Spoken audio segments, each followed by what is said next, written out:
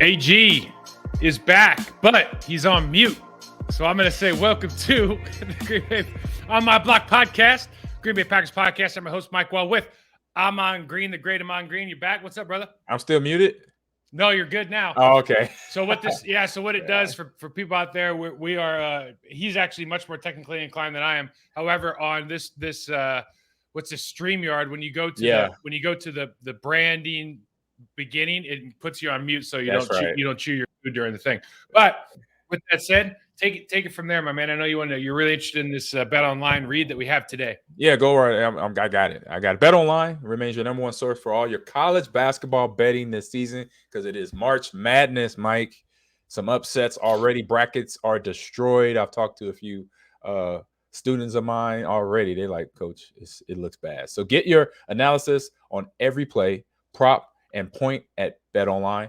You'll find the latest odds, bracket contests, team matchups, and game trends at Bet Online. Updated odds for everything from live games, the conference championships, right through the Final Four and the championship game coming up here in a few weeks. So Bet Online is your college basketball headquarters this season. Head to the website today or use your mobile device to sign up and receive the 50% welcome bonus for your first deposit. Be sure to use the promo code BLEAV, BELIEVE, to receive your bonus. BetOnline.ag, where the game starts, Mike. So, AG, is there a game? I'm not gonna lie to you. I've like if it's on in the background, I'll kind of go, oh, that's cool. But I don't watch NCAA basketball. It used to be my number one thing to watch. Yeah. And I just don't watch it anymore. But I do know that Gonzaga is playing UCLA.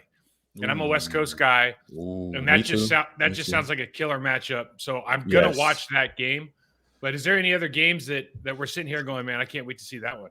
I've been traveling so much. I'll be honest, I've been out of touch with like who. I saw upsets. I know I saw some upsets just kind of sitting watching the TV. Well, I don't think there's any blue bloods. I think whatever they call it, the Kansas, the Dukes, North Carolina, they're not in there anymore. It's the first time in a long time. Wow. I didn't know. I just knew that it was a few big upsets early in the first round, which is always that. That's about all my knowledge right now because I've been doing the esports tournament thing. It was a world championship of a league that I'm a part of. It's called the United In-Gamers League, the UEL, out of Fredericksburg, Virginia.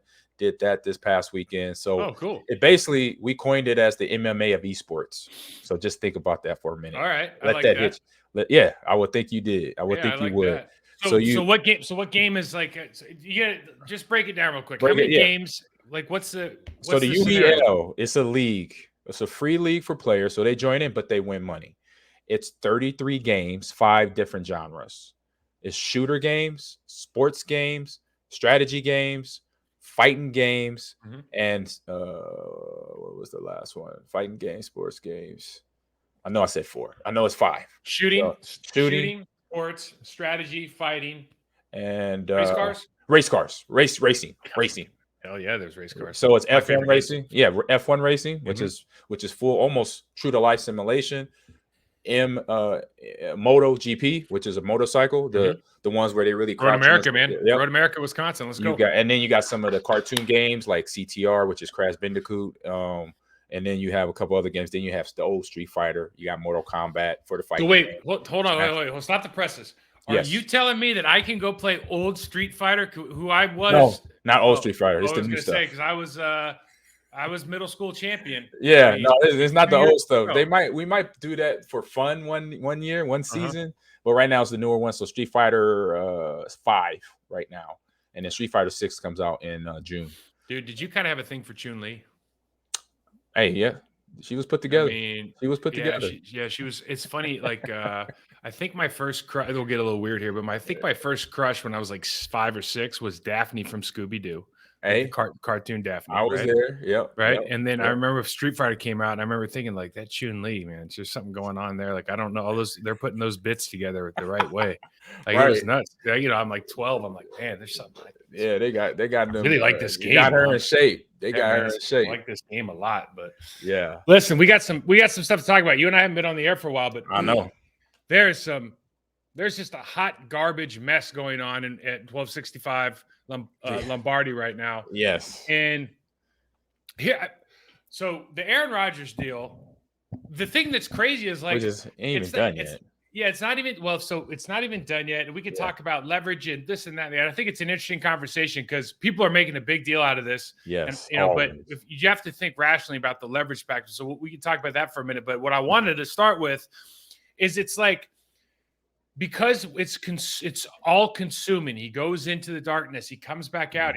Pat McAfee show, Pat, this and that, everyone, Adam Schefter's, telling stories about him again, blah, blah, blah, blah, blah. Right. The NFC North is getting better. The NFC, the Lions, the Bears, the Vikings, teams are getting better. I want to read you off some key acquisitions for each team. The Lions are like, they're no joke, fresh off of whatever they were 7-8 or just missed the playoffs, beat us. The Detroit Lions brought in in my opinion, one of the premier free agents for a 1-year deal, $8.5 million, Daryl Gardner-Johnson. Okay, from the Philadelphia Eagles. The safety. Yep. They bring in Gardner-Johnson. They bring in a cornerback, Cam Sutton. They bring in David Montgomery from Chicago. Okay, so they were already the running back. I didn't know. Running back. Oh yeah. What? Yeah, they bought that life right now. Yeah, they've got all their line returning. Like they're not losing a lot of guys. Okay, young team.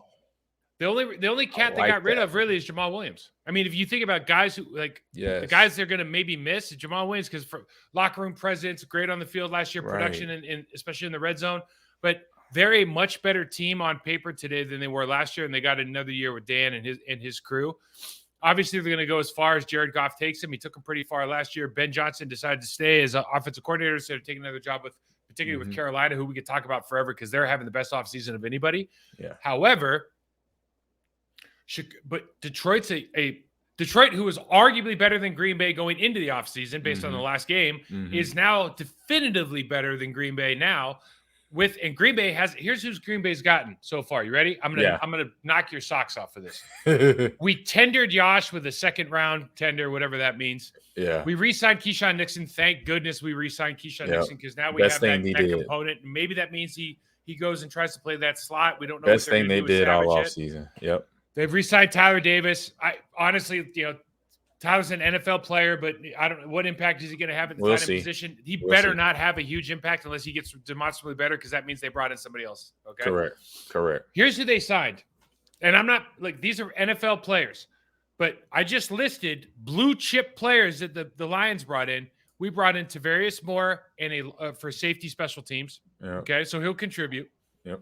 And we brought in a long snapper. Yep. Matt Orzich. From the Rams. From the Rams. Oh, and I forgot. We are most likely going to be without the services of the 4-time MVP, first ballot Hall of Famer. Of course. And Packers fans are acting like everywhere from woe is me to we're not getting enough to we need to So I want to get into the Vikings and the Bears too, but let's just talk about this, AG. So what is your perspective? Aaron Rodgers goes on Pat McAfee show. Yeah. And he says, I'm going to tell you what's already happened. Right. And I've already made this decision. I think I should be playing football. And whether or not you believe, the Packers wanted him gone. Look, it's obvious that him and Goody aren't best of friends. I think that's been well documented. Obviously. Yeah. It's been well documented. And honestly, fair enough.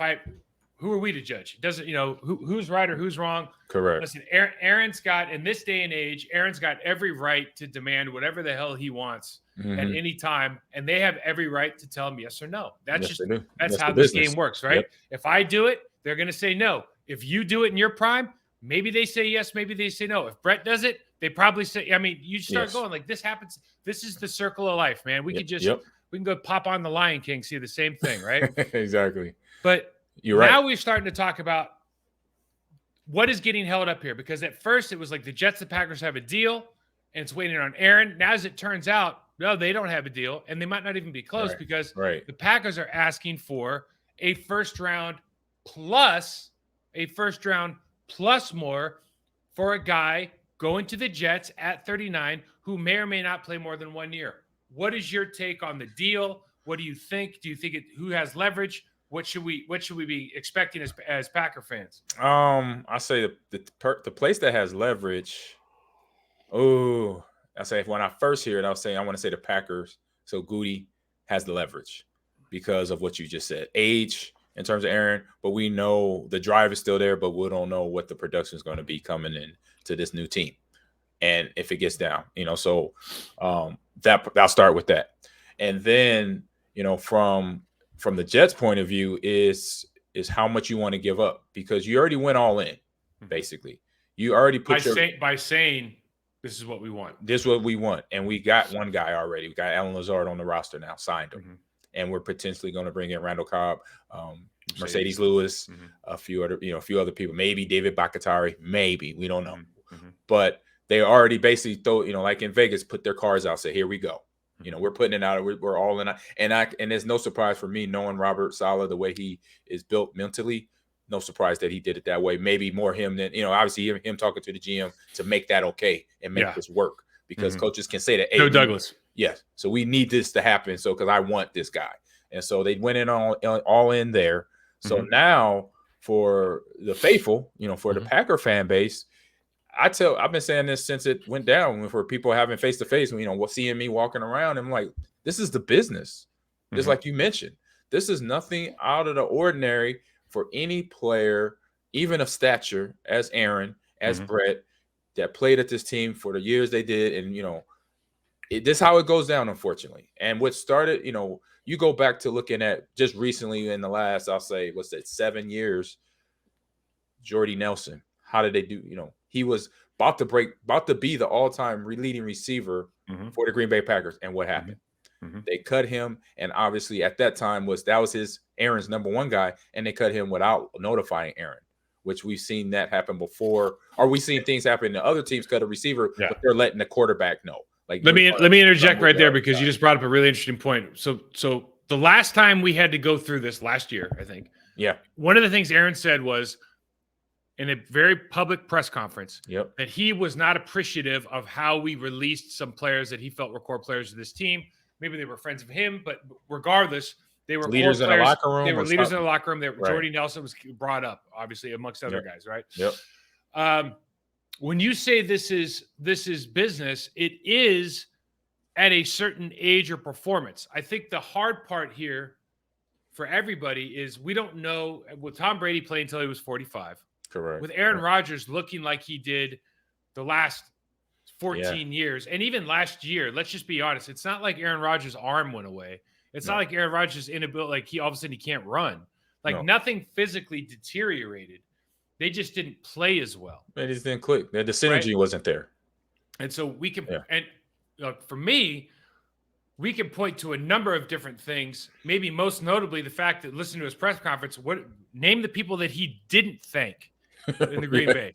Matt LaFleur, Brian Gutekunst, Mark. Maybe he brought up Murphy, but he definitely didn't bring up LaFleur or Goody. No, I know. No, he didn't bring up Murphy. So we go 13-3 a couple years in a row. They have this down year. He's complaining about a lot of things, and mutually, maybe it's time to go. But now that Green Bay, because to me, like, I don't know, AG, I look at it the other way. Like, Green Bay lost their leverage when they drafted Jordan Love a couple years ago. I said first off, like, just hearing it first, but then as more time to think about it. Go ahead. There you go. I would say that, because making that move in that was 2020, correct? When they drafted Jordan Love? Maybe 2019. 2019. This is the fourth year. And so it was LaFleur's pick. And so that right there paints a picture and puts a cloud over, or just puts a flag up to Aaron, like, okay, I see what's going on now. And so it puts any player on Front Street. I know myself, I put in my years in Green Bay and a couple Pro Bowl years, and then they draft, not even, I'll say one Pro Bowl year in, and Tony Fisher and Najee are drafted in the same draft. But I'm built different mentally. Like, I already knew this is part of the game. This is business. You know what? I'm going to take these guys under my wing. So if I'm out, then I know they could go in and be, the best they can be to replace me on the, on the ball. I'm different. I was built different mentally, more of a. Well, it's the quarterback thing, right? Yes, exactly. Like linemen are the same way. Linemen are kind of basically like, if you're better than me, you can play. I just don't think you can be better than me. So we're not really worried about giving up information or secrets. Like, it's always, in order to take my position, you're going to have to work harder than me. And it's going to be really hard to do. Exactly. So if you're willing to do it, go for it. Exactly. It's different. It's different. Yep. Because it's a franchise. It's the position, right? It's the position. Yeah, it's the one everybody knows and loves. It's this, as they say, sexy. It's the sexy position out there that every kid wants to be when they're growing up. So you think about Green Bay. So you just go back. You drafted this guy. That was a mistake. You made a mistake because you had a team that could fight for NFC championships, Super Bowl championships. Like, you had talent, and you decided to waste a first-round pick on a player that wasn't going to play for at least 3 seasons. And you didn't know that at the time, okay? But obviously there was miscommunication. That's why Aaron's been so, cranky about what's currently happening. All right. My thing is this, because right now, like, I would if I was the Jets, I would never give up a 13th pick in the draft for a guy who might only play one more season, even if you think you're one player away, which they might be, like Breece Hall's coming back. Garrett Wilson's rookie of the year. Their offensive line's all coming back as far as getting off IR. They have a great defense. Like, they have pieces in place where you go, they're in the AFC East. Dude, that division went from 0 to hero real fast. The Patriots are the worst team in the East. That's crazy. Okay. Yes. They're in the AFC. They got to play Joe Burrow and Patrick Mahomes to get to the Super Bowl. They got to play Justin Herbert to get to the Super Bowl. Like, these are real things that are going to happen this year. So it's not this foregone conclusion that you're the 13th pick away from being a Super Bowl champion. And you don't know if this guy's going to play more than 1 year or 2 years. Could be, could he get injured? But all these things, right? All these questions. Which just happened here. And according to the Packers, he had a down year. Otherwise, they wouldn't be willing to trade him in the first place. Exactly. Now, Green Bay, to me, I look at this and I go, if Aaron Rodgers comes out and goes, because Green Bay owes him $50 or $60 million, right? Yes. I mean, one way or another, it's not until the first week of the season, but one way or another, they're going to have to pay him that money. We don't have an owner that, like Woody Johnson, that's willing to just fork over $60 million, right? This is a publicly owned company. They're not just going to be able to sit here and go, you know what? It's already on the books. Let's just go ahead and pay a guy for not playing $60 million. That doesn't make any financial sense. Doesn't make any sense in the locker room. None of that. The other thing that's killing them is I just listed off what the Lions have done this year. They haven't done the Packers have done nothing. They signed a long snapper. No, you have to get the bus going, man. A safety / linebacker. Yeah, safety special teams guy. So Aaron could sit here and go, you know what? If you don't make this trade happen, I'm just going to sit on my hands. I'm not going to trade to anybody else. You're gonna have to either play me, which you don't want to do now. You've made that choice, and I've made that choice for you. In the media, and you're not in all of Jordan Love's faults, and knowing that I'm the first. Can you imagine Aaron Rodgers sitting in the locker room and Jordan Love playing? I mean, can you imagine what that would look like for this team? It would be the most interesting thing I've seen in a long time. Oh, it'd be fun drama. Pat McAfee show would get crazy ratings, but as far as production, as far as what's going to happen in that locker room, dude, they would crash and burn. They don't have the leadership in place for that to happen. I'm talking about at the personnel side. Yes. So for me, like the Jets, while they have to come to some agreement, and maybe it's based on a compensatory pick if Aaron plays 2 years or 3 years, like first round pick in 2024, 2025. But man, we need to come to a conclusion here pretty soon because like the train's moving in the NFC North. You got to get better here. This team is no better than it was before. No. And everybody else is upgrading. But the Packers have done traditionally what they've done. Not a lot of movement in free agency. Restructured 2 guys that were already on the roster, but one guy we know badly needed to keep him in Nixon. Mm-hmm. So nothing is basically up to par for there, which you would think it would be lessons learned from the, not big lessons, but just some more experience learned. Like, back in the day, we weren't doing a whole lot of free agency, but let's do some splash signings, something, D linemen, all linemen that they need. Because they need those. We're Reggie White. I mean, this is the place that brought in Reggie White to win a Super Bowl. Exactly, and that was Ron Wolf, a guy who knew football. Not saying Gutekunst does it, but he just knows it a different way. So, Chicago re-signs their fullback, which I love. Yeah, brings in Nate Davis from Tennessee, good guard. So massive upgrade from what they had last year. Mm-hmm. Brings in DeMarcus Walker from Tennessee. Again, he's an underrated. Like he'll have a good career with I watch him a lot. He's a good player. Not great stats, but he's a guy that you can just plug and play for he's a 4-down player. They pay a lot for Tremaine Edwards, so they get rid of Roquan Smith, get the picks. Yeah, he goes to Ravens. Send to Baltimore. But then they pick up Tremaine Edwards for not quite as much money, and Roquan was going to break the bank. He's got we'll talk about agent, no agent, but he works with the same guys that some of these other guys with no agents work with. Yeah. And so he got paid. They brought in TJ Edwards from Philly. He's a good linebacker. They brought in Tunyon. And, oh, by the way, they traded the first pick. First round pick. They get 9th overall now. 2023 second round pick. 2024 first round pick. 2025 second round pick. Brought in DJ Moore, and Carolina gets the first pick overall to pick up a quarterback. Yeah, I saw that. CJ Stroud, like, dude, that is a freaking haul. And that is what I was saying about Justin Fields. Put an offense around him. They already got. I mean, even though they let Devin Montgomery walk, they still have Herbert. I believe so. Yeah. But bringing in DJ Moore, now you have somebody that brings something to take the cover off the top. You know, he's physical. He's not a Tyreek Hill, but he has speed. And like the part I like is he's physical. Just make sure, obviously, when the situation with him catching the game-winning touchdown against the Saints, you know, get in his head, be a coach, you know, keep him where he understands the situation, so he's not doing stuff like that to help the team lose that game. But outside of that, that's a dime pickup. That's a great pickup for that offense and that team.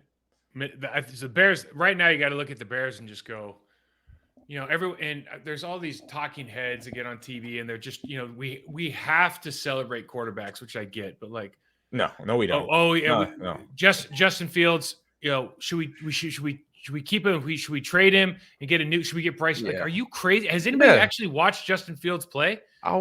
He's like because he wasn't an electric passer his first season, and that's what it is. I guess we're not gonna. That's what it is. Some of these people on TV, like you could tell why they're working on TV and they're not in buildings anymore. Like it's absolutely absurd how they talk about some of these players just to get some clicks. But the Bears have gotten better, and this draft is going to be a absolute haul this year, next year, the year following. The Vikings bring in. Here's the biggest move. For me, Brian Flores is now the D coordinator for the Minnesota Vikings. That's awesome. That is a problem. Yes. That dude is legit, man. Yeah. That guy, there's a handful of guys that are well. really good coaches.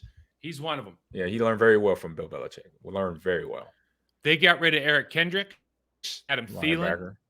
Yep. They got rid of Cam He's a Dantzler, Panther. Dalvin Tomlinson, who played great against us twice, left in free agency. They brought in Mean Dean Lowry. Yep. Brian Murphy from Arizona, the cornerback. Marcus Davenport, they brought in the edge rusher.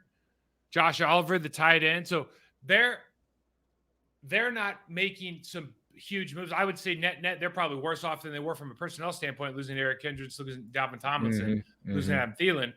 But they bring in a D coordinator that is really going to change the game as far as how they approach that side of the ball. Yeah. They still have Justin Jefferson. They restructured Kirk Cousins' contract. They have an offensive line. They have last year was the first year of their offensive line coach. He improved their game. They have guys on that side of the ball that can do some things. They re-signed Garrett Bradbury. So all of these teams are at least churning, making things happen, restructuring their coaching staffs, except for one.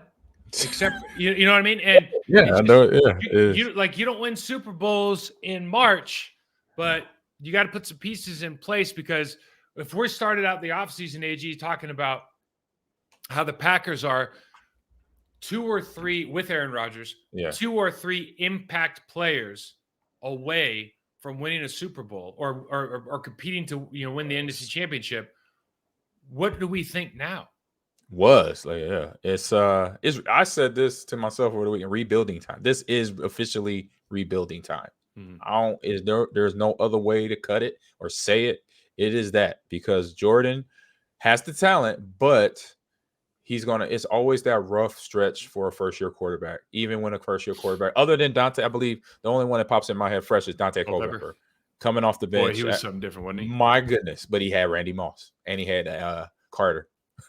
Well, there's been guys like Justin Herbert came off the bench when Tyrod Taylor got stabbed in the lung. So I can say those 2 quarterbacks now in the recent history. But to your point, like Jordan, it's like I was on a show over the weekend, and the only thing that I could come up with was they were asking me about this, obviously, and I said when Brett was there, and I had already left. I think you might have still been there for another year, but when Brett was there and Aaron showed up, Yeah, 05. Everybody was talking about, like, I would call Tauscher, right? And they'd be like, dude, this guy can sling it. Like, this kid in practice is doing things, right? Yeah. Like, there was a yeah. buzz around the locker room about how good Aaron Rodgers was going to be.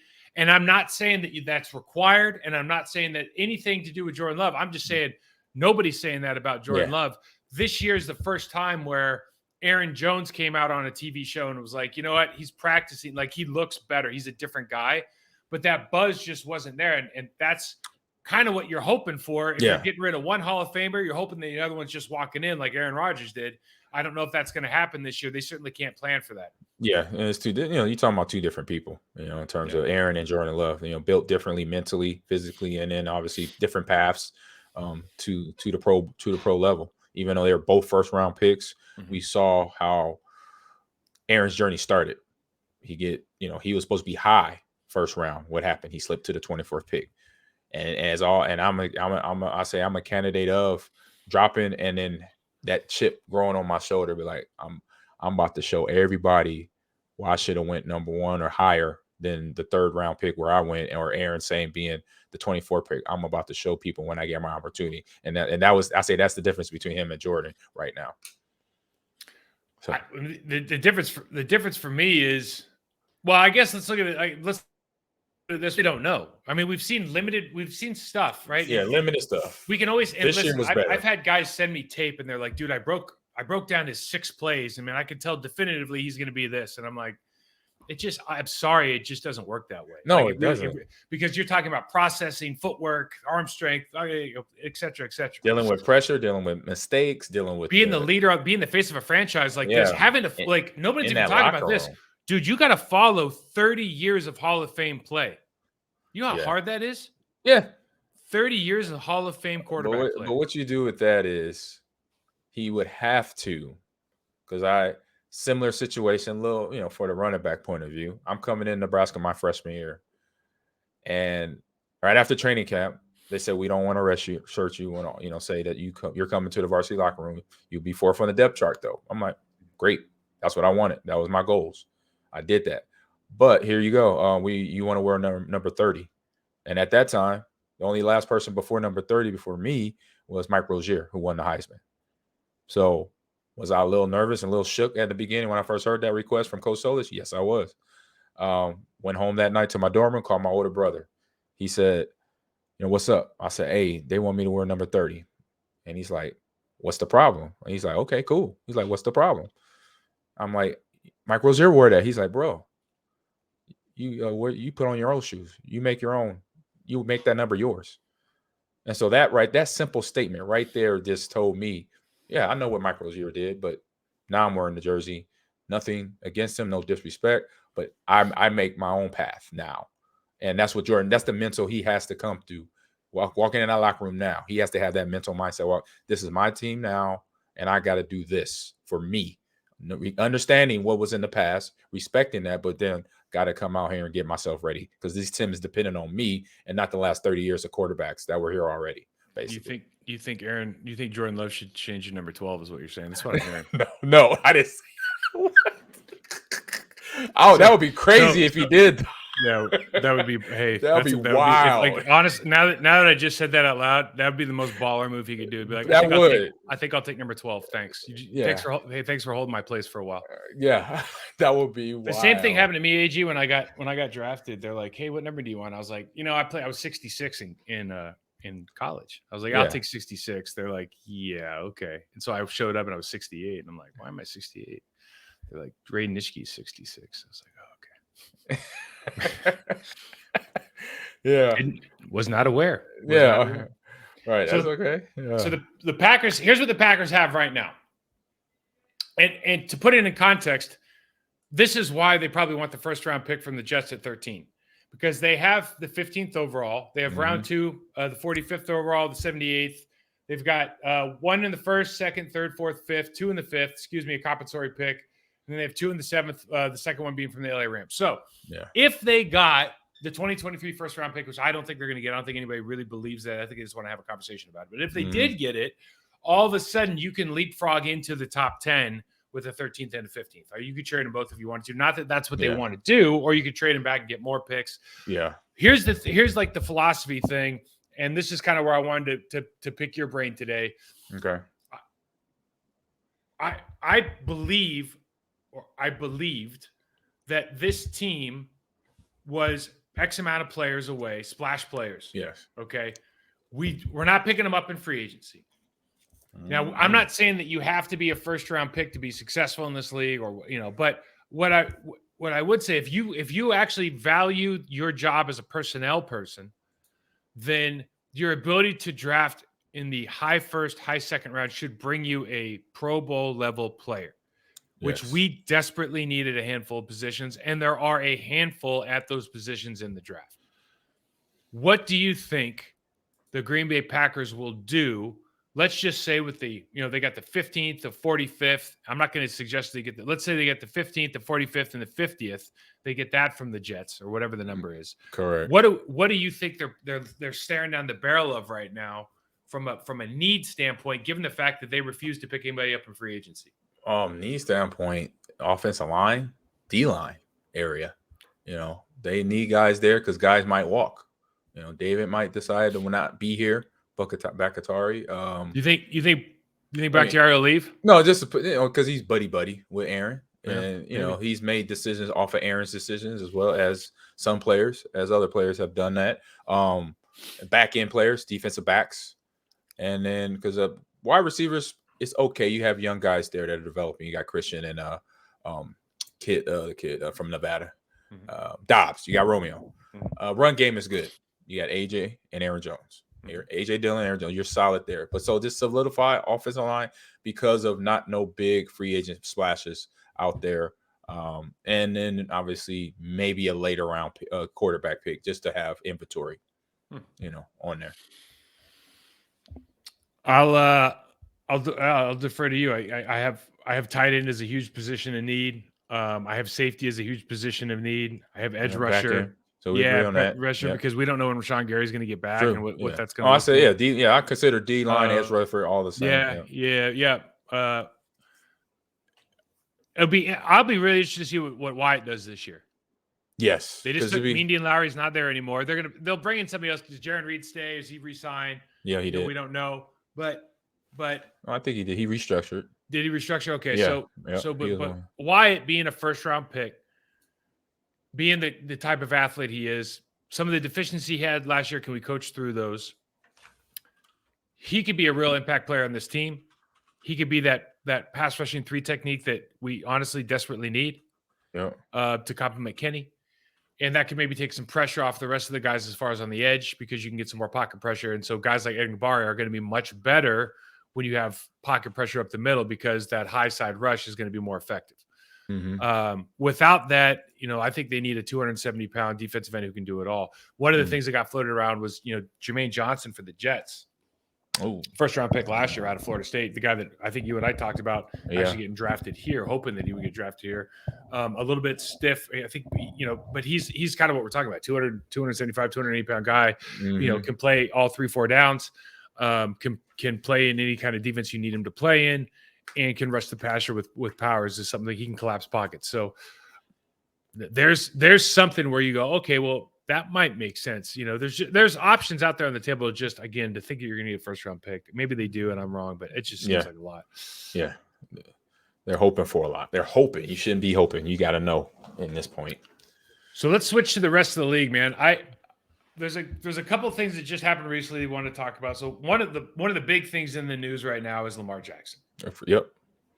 And Lamar is. The other thing that happened is Laramie Tunsil, one of my guys, got paid over the weekend. He got re-signed by the Houston Texans. So Laramie is, has quote unquote, does not have representation, right? He's his own agent. And when he got traded, he reset the tackle market for a 3-year deal. And then now he just signed for another 3-year deal and reset the tackle market again. And it's somewhere around 3 years, $75 million. Yeah. Okay. So he's resetting so as far as business goes, right, he is leading by example. Yeah. And what I wanted to kind of, for fans out there who don't quite understand how this works, because everyone's out there on Twitter going, well, he doesn't have an agent. What he has though is he has a management group, right, that handles a lot of business for him, including people that are familiar with NFL contracts. Yep. And what I hear about, and I don't know the story with Lamar Jackson, but Lamar Jackson, I think his mom represents him. And he also does too. Right? So he doesn't have his own agent, but he's represented by him. And that's what happened. Like Lionel Messi's father represents him. Okay. So this isn't like you can do it all different ways and everybody can have success. What is interesting to me, if you look at the kind of the two sides or the traditional thought versus what's happening over, at least with LT keeps signing 3-year deals. And I remember very specifically when I was kind of going up for contracts, my agent was always like, listen, bottom line, you only want a 3-year deal because the market moves so substantially because of the salary cap. Oh, you can be the highest paid guy 1 year. The next year, you won't be the highest paid guy. The year after that, there's going to be 4 guys that are paid your much. And the 5th year or the 3rd year, you're going to be underpaid. So you want to be able to reset over and over. And you can see the way that guys like LT, guys like Roquan Smith, the guys that are working with this management group are doing business is they're resetting. They're going to have an opportunity to reset the market multiple times. Which is beautiful. The difference is agents, they want to look at guaranteed money. They want to look at years and all. What they don't understand, it's like looking at the Pat Mahomes deal. Pat Mahomes deal was like $50 million a year, something. But the Pat Mahomes deal will be good for a handful of years, but it's like a 10-year deal, right? It is. So it's like for the back half of that deal, whether it happens or not, that's not going to be a good deal anymore. We're already getting to the point where people are going to be paid as much as he is, and his contract's not even half over. So when Lamar, it's interesting to me because when Lamar Jackson, who I think was my pick for MVP last year. Like, I think there's nobody on the planet that doesn't like this guy and doesn't like what he can bring to a football team. Correct. But when you ask for, like, I got to be the highest paid, I've got this kind of guaranteed money, and you start spreading over time instead of just going, like, I think he's 25 years old. 25, 26, somewhere around there. Okay, 25, 26 years old. What if he just signed a 3-year deal for $150 million guaranteed? You know what I mean? And just said, I'm going to come back at you. Right? In 3 years from now, when I'm 29 or 28 years old with $150 million in the bank. 26. Okay. 26. So he'll be 29 after 3 years. Yep. He'll be sub 30, being able to go into his 3rd contract after just making $150 million on his last one. And the market, because we know the salary cap's going up, the salary cap will probably be $50-60 million more than it is right now. Yeah, because that's what Carr got. He got $150 million, 100 guaguaranteed for 4 years. For 4 years. For 4 years. But Lamar Jackson's worth that at least for 3 years. Okay. Exactly. So you take that same deal. Well more than that. Yeah. Yes. You take that same deal. Daniel Jones got the same thing pretty much. I'll just scrape a year off that because I'm that much better than Carr and that much better than Jones. You give me 3 years, $150 million, and let's ride. Let's see where we're at in 29. And I'm sure a lot of teams are going to be like, well, wait a second. We want to lock you up for more because you're the quarterback. It's like, well, we can do this 2 ways. You pay me exactly what I want for how long I want, or you pay me a 3-year deal and I move on, or I get another shot at this when I'm 29 years old. Yeah. But that philosophy for me, AG, has always made a ton of sense. And I just don't understand because agents are always like, oh man, we got you the most guaranteed money. We got dude, you have an 8-year deal. Like your deal's only good for 3 years. You got an 8-year deal. It doesn't make any sense. Yeah. Cause like you say, you'll be underpaid by the end. Looking at Pat Mahomes' contract from this coming season, which would be the lowest, which is 39.6 of the next, basically to 2031. So he's going to be making in a range from 3.6 million up to 52.4 million. That'll be the range in the next, 8 years? It's 23. Yeah, next 8 years. So, and obviously they're going to, like, you can extend so many. Yeah, he's going to get extended. But they're basically saying you're our guy, right? But the thing that's odd about the Lamar Jackson deal, in part because he doesn't have an agent, so this stuff's, it's not handled the same way as far as what gets leaked and what doesn't get leaked and what's speculated, what's not speculated. But just the idea, and because he is his style of play and everything, I can sit here excuse. Well, it's not an excuse, but you can see from I could see from a team standpoint, if they went and said, if Lamar said, well, I want Patrick Mahomes deal, they'd be like, well, what are you going to look like in 8 years, given the fact that we've built this whole offense for you to be a running back? You know, and if I'm Lamar Jackson, I'd be like, well, then change the offense, bro, because I can run anything. Right. You know what I'm saying? So like, I get both. I'm 100% on his side. Yeah. You just get where it's going, but I could very easily see Lamar Jackson going, you know what? I'm just going to go. Cause I think they offered him 3 years, 133 million. He's like, and I need an agent for what? Right. 3 years, 133. Like, dude, jack that up to 3 years, 150 million. Like if they offered him 3 years, 150 million, he's saying no. Then all of a sudden, like, I think guys like me will go, well, wait a second. I don't understand what you're going for then. Yeah, I think he turned down. For me. You're right. He turned down during the season. I believe it was somewhere in the neighborhood of over 200 million. It was Lamar. It was not Lamar. It was Patrick, or what's his name? Deshaun Watson level. Well, the problem is they won't give him the Deshaun Watson contract. Right. And that's the whole. I think they got close to it, and he declined it. Yeah. So this is the thing, though. Do you go? I mean, like when we were playing, what the goal was. Get a front-loaded contract, right? Yep. Play well. Yep. Force them to give you roster bonuses at the beginning of the year so they can prorate your money back. Yep. And you knew after 3 years the accumulated value of your cap number from prorating those contracts back would be so high that they had to re-up you. Yeah. That was because the cap number is going to be too high. Yeah. So that was the goal. So if you can do that now in a manner where they're going to actually just guarantee the money for 3 seasons, ago, we'll take the $50 million a year hit. Yeah, man, because now that it's so clean for you. It is. It's similar to Kirk Cousins and his situation. Basically, you're describing that. That's when he hit the market when he first left Washington. Before he got to Minnesota, 86 million and some change, and then a couple years later, they just extended him like last year or something like that. So same process, same idea. Well, Kirk was doing single year because he got franchised. You know what I mean? Yeah. So it was like, I think this is the difference that we're talking about, though, at least from my perspective. Like Lamar Jackson obviously doesn't want to be franchised. Like he didn't want to get tagged. He wanted to get a deal done because that's 1 year. And that's why, like to you and me and everybody else, that's a ton of money for a guy that is going to be worth, $300, $400, $500 million that when everything's said and done. He's looking at this like, dude, this is a tenth of what I'm going to make in my lifetime. I don't want it, right? I don't want to risk the rest of my life for this. Correct. But there's got to be I guess my point is there's got to be a number.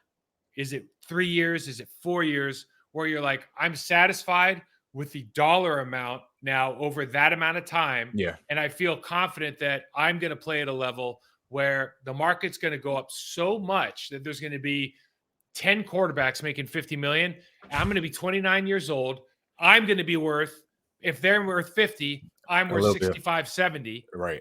Or whatever it is, right? Pick a number. And then now I can go back and go, you know what? I'll do another 3-year deal. I'll take the 3 years. For $210 million.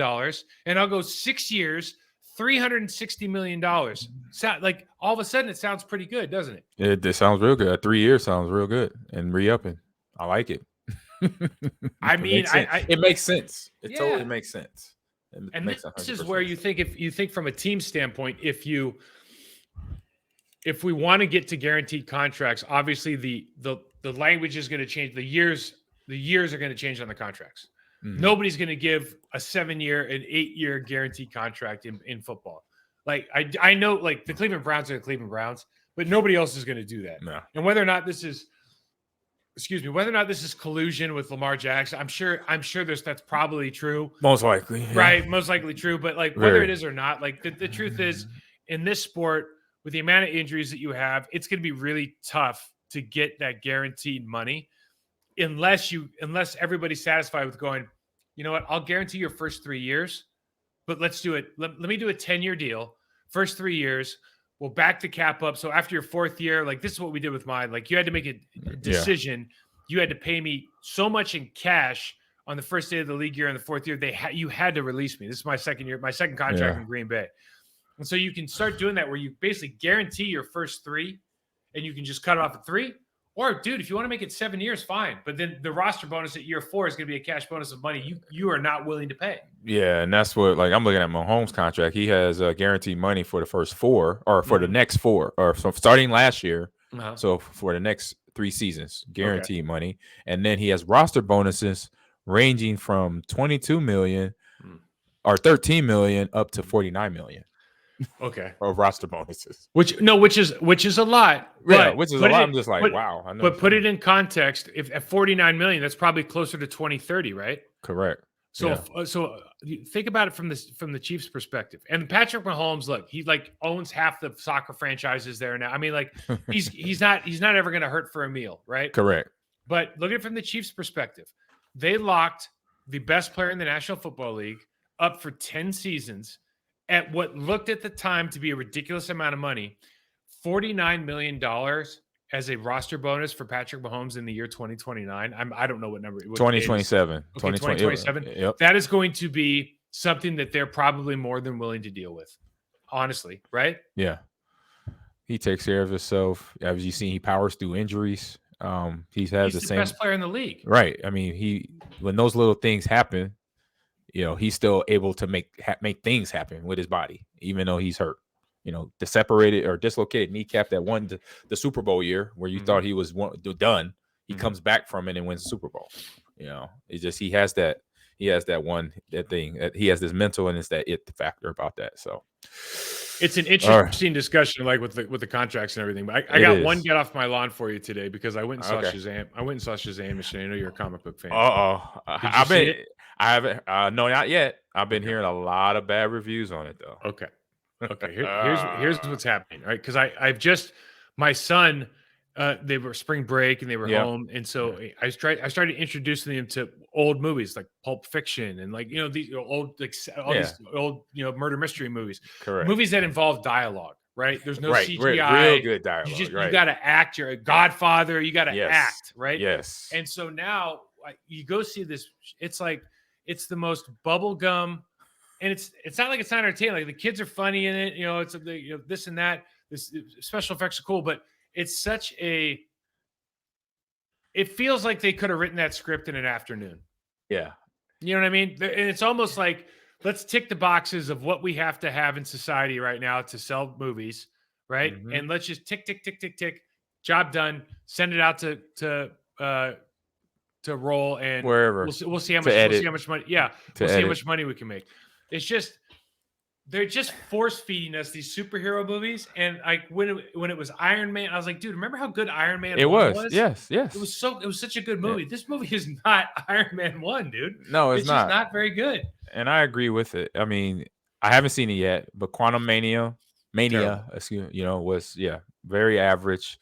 And I feel the same way. I agree. They're rushing them because they already know this is what the consumer want, what comic book fans want. They want a movie out, but once the movie is not the quality of writing that it has been in the beginning till now, and same with Star Wars. You could say the same for Star Wars, where back in the day when we were young, we watched episode 4, 5, and 6, Return of the Jedi, New Hope, Empire Strikes Back, all great movies. But now it's the hurry up and get this made so we can make that, because what's going to happen, and what happens, the fans just see the movie coming out, you're just going to go and not even question. No question.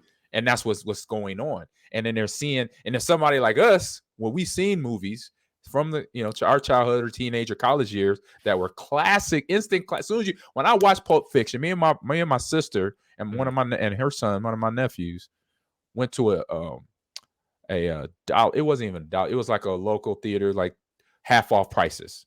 Mm-hmm. And I saw that movie and I'm like, instant classic. And I was 15 years old and I'm like, this is a classic instantly right here. And because of the dialogue, the writing, the acting from the actors, and just it's incredible. It was beautiful. It was awesome. It was hilarious. It was dramatic, and it was like some weird stuff going on too, in that movie. But that's what made a lot of those actors. That's what I say put on another 10 years of John Travolta's career. Oh, no doubt. And Uma Thurman, people recognize who that was at that time. She got Kill Bill after that, right? Exactly. Just went right on. Sam Jackson did every damn movie he's ever been in. Right, and he's he's ever done. Exactly. He's been more famous for dropping the MF word because of those type of movies. And so, Disney, but it's remember Disney's behind that. They know what the money's about. They know how to. I think Disney is ruined. I'll just be honest with you. I think Disney is ruining Marvel. Ruining. Yeah. They're just putting out too much. They had their climb, and now it's slowly. There's just too much stuff coming out. It's just too much. Yeah, because you got Disney, you got Mandalorian, and then you got what else? Well, they had Last of Us, and then Miss Marvel series, TV series, She-Hulk. I mean, it was so bad. Yeah. It was just so bad. I'm like, I'll watch it. I want to watch it. Like I wanted to go to the movies last night and enjoy it. And bro, it was just. I mean, my daughter just leaned over. She's like, "Is this over already?" I mean, it's just like get me out. Yeah, when the kids are saying it, that's when you know it's bad. Yeah, that's when you know it's bad. When the kids. But I did see Creed 3, bro. Me too. That movie was that. Legit. Dude, is it John? Is his name Jonathan Majors? Yes, okay. Jonathan Majors. That dude, like without getting all weird, the emotion that dude can put on his face. Yes. You know what I'm saying? Like, yes. like you sitting there watching that movie and you feel pain when you see him early in the movie. Like you feel pain when you see him. Dude, it was when he's talking about his time spent behind bars, and you out here making that money or making a life for yourself. You could just see it, and it's like, oh, I was like, something good is not coming out of this. That was a movie where I could have sat in the theater. If you just would have started again, I wouldn't have moved. I just would have. You want me to watch it again? Okay, I'll watch it again. And that's directed and wrote by Michael B. Jordan. Michael B. Jordan, that kid's not kid, but that man is. Yeah, he was a kid. He was a kid in Hardball with Keanu Reeves? Oh, he was one of the baseball players. Hey, man, he was on that 90% of it's showing up, baby. Yeah, Keanu Reeves. There it is. That dude is going places, man. Because I'm telling you, that was an absolute. Epic. To step out of the Rocky thing, to not have Sylvester. I mean, all that. Yeah, Sylvester. He had one little credit. That was about it. The fight sequence. The way that they did the fight sequence, I'm sitting there going like, what are they doing? And all of a sudden you're like, oh my God, like this is amazing. Yeah, they took the crowd, like the one scene where they took the crowd out of it, and it was just them two. You know what that was, right? He's an anime fan. Oh yeah, they do that in anime. Yep. Well, that's where it, and then you see the sweat and dude, it goes slow motion. You see the punches come through the screen like that, man. And they're good. Dodging down and coming yak. Yeah. It was so good. It was good. I watched it when the week it came out a couple weeks ago. All right, man. We good? We good, man. I didn't have nothing. Well, you know what? I got one. I do got to get off our line for one of our old teammates. What we got? Mr. Gilbert Brown. What's Gilbert doing? Man, Gilbert doing not setting his clocks back for daylight saving time. He spent a whole week with his clocks wrong. Really? A whole week? A whole week. You want to talk about a guy who's not going out of the house very often? Oh, the only I say I give him the benefit of doubt on this. So Michigan a couple weeks ago had Detroit had an ice storm that shut down all the power. Oh, so So I give him that. So he came out of that and did not say his clock. That's the only doubt I'll give him. But you just think about like functionally. So let's say that he doesn't ever turn on the TV. He does. The power's out, so he can't. Okay, but if you turn, so maybe the power's out because if you turn on the TV, you would immediately know what the time is. You turn on the news, the time's on. You turn on 90% of the channels, the time's on. ESPN. You turn on your favorite show, like it's not starting at the time you think it is. Like I couldn't make it.